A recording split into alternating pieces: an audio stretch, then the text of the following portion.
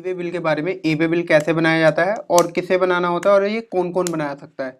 तो पूरा ई way bill life. अब ई वे बिल बनाना कब होता है हमारे को, जब हमारे जो बिल का अमाउंट है वो 50,000 से ऊपर का होता है, तो हमें वहाँ पे ई वे बिल बनाना जरूरी होता है। अब इसके बाद ये कौन कौन बना सकता है, इसको सबसे मेन देखिए सेलर बनाएगा जिसके यहाँ से स्टॉक जा रहा है।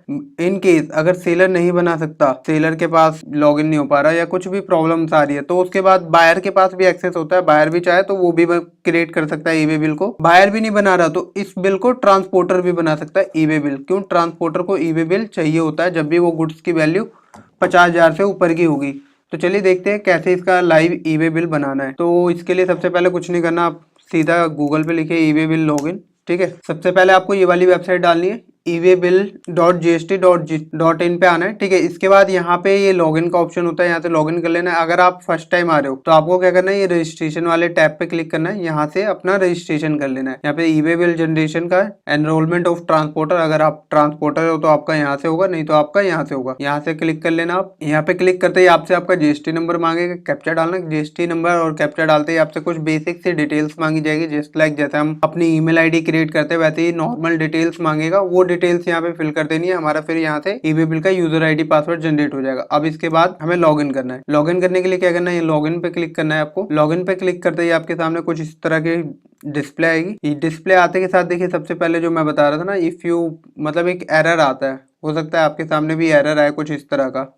तो यहाँ से आपको ये पीपीटी डाउनलोड करके रख लेनी है। ये देखिए अगर आपके सामने ऐसा कोई एरर आएगा ई वे बिल इनवैलिड क्रेडेंशियल का, तो ये पीपीटी आप रीड कर लेना पूरी। इसमें सारे एरर, उस एरर का जो भी सोल्यूशन है ये सारा बता दिया जाएगा। तो ये तो हो गया एरर आएगा तो, लेकिन एरर नहीं आता है तो उसके लिए क्या करना है, हमें यहाँ पे अपना यूजर आईडी पासवर्ड डाल लेना है। नॉर्मली यूजर आईडी पासवर्ड डालते ही हमारे सामने हमारा ई वे बिल का डैशबोर्ड ओपन हो जाएगा। अब इसके बाद हमें ई वे बिल कैसे जनरेट करना है ये देखना है। देखिए सबसे पहले आपको यहाँ पे आना है, ये जो दिख रहा है हमें ई वे बिल का ऑप्शन, इस पे क्लिक करोगे आप। यहाँ से जनरेट न्यू, जनरेट बल्क या कुछ अपडेट पार्ट पी वगैरह करना है आपको, वो कर सकते हो। ठीक है, अब पार्ट वी वगैरह डिफरेंट पार्ट वी वगैरह का भी कैसे अपडेट किया जाता है, आपको अगर इस पे वीडियो चाहिए तो बता देना। तो सबसे पहले जो आपको क्या करना है, जनरेट इनवॉइस पे क्लिक करना है। जनरेट इनवॉइस पे क्लिक करते ही देखिए आपके सामने कुछ इस तरह का इंटरफेस ओपन होगा। अब यहाँ से आपसे बिल की डिटेल्स पूछी जाएगी। अब यहाँ पे देखिए मैंने आपको बताया था ना, इस बिल को सेलर भी बना सकता है, बायर भी बना सकता है। अगर इस आप बायर है और तब आप ई वे बिल बना रहे हैं उसके ब्याह पे, जिस जहाँ से आपका माल आ रहा है उसके, तब तो आप यहाँ पे इनवर्ड सप्लाई कर लेंगे। ठीक है, अगर आप सेलर है तो आप आउटवर्ड रखेंगे। इनवर्ड रखते ही देखिए आपकी जो कंपनी की डिटेल है वो नीचे चली जाएगी और जिसके फिल करनी है वो ऊपर आ जाएगी इनवर्ड में। आउटवर्ड करेंगे तो आउटवर्ड में आपकी ऊपर रहेगी और जिनसे मंगा रहे हैं उनकी नीचे रहेगी। ठीक है, तो यहाँ पे स्टार्टिंग में आपका जब लॉगिन कर लेंगे, आप लॉगिन करते के साथ यहाँ पे इस तरह का आएगा। सबसे पहले आपको क्या करना है, सप्लाई टाइप सेलेक्ट करनी है, आउटवर्ड या इनवर्ड। सप्लाई टाइप आपको सिलेक्ट करनी है, किस टाइप की आपकी सप्लाई है, सप्लाई है, एक्सपोर्ट है, जॉब वर्क के लिए जा रहा है, जो भी है। ठीक है, यहाँ से सप्लाई सेलेक्ट कर लो, इनवॉइस के टाइप डालो, इनवॉइस की डेट डालो, ये सारी चीज़ें फिल कर देनी है। यहाँ पे आपको अपने ही फॉर्म के नेम फिल कर देना है। वैसे ये बेसिकली फिल आता है, यहाँ पे अभी आ नहीं रहा है तो आप यहाँ पे ये फिल कर दो। ये हो गया। अब इसके बाद यहाँ पे जिसको भी बिल आप इशू कर रहे हो उसकी डिटेल डालनी है। तो उसकी डिटेल डालने के लिए आप नेम से स्टार्ट मत करना या एड्रेस वैड्रेस कुछ मत भरना।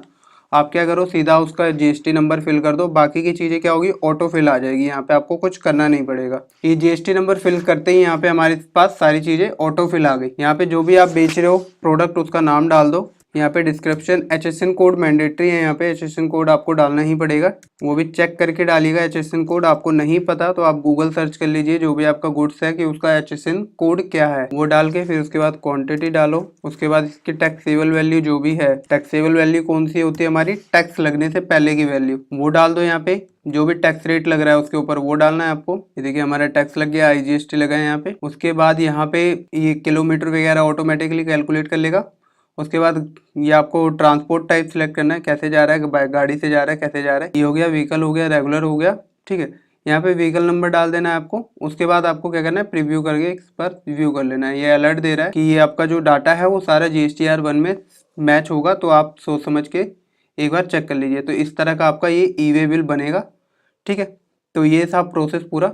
और फिर यहाँ से आप क्या करना, फाइनल सबमिट कर देना। अभी मैं फाइनल सबमिट नहीं कर रहा, मैंने बस ये आपको डेमो दिखाने के लिए किया है। तो इस तरह से ई वे बिल बनाया जाता है।